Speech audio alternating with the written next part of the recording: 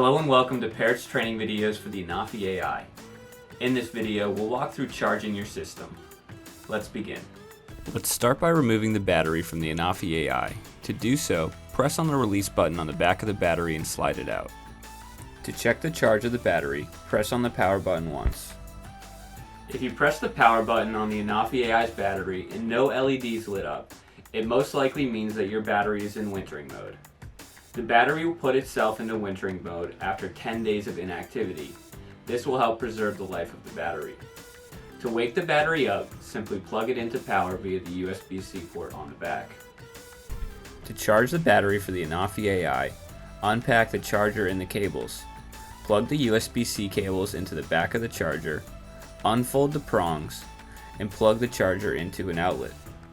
Now, plug the USB-C cable into the USB-C port on the back of the ANAFI AI battery. Your battery is now charging. The ANAFI AI Smart LiPo battery will tell you in real time its charge level.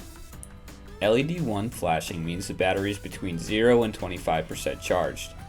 LED 1 steady and LED 2 flashing means the battery is between 25 and 50% charged. With LEDs 1 and 2 steady and LED 3 flashing, the battery is between 50 and 75% charged. And with LEDs 1, 2, and 3 steady and LED 4 flashing, the battery is between 75 and 100% charged. When the battery is plugged in and all LEDs are off, the battery is fully charged.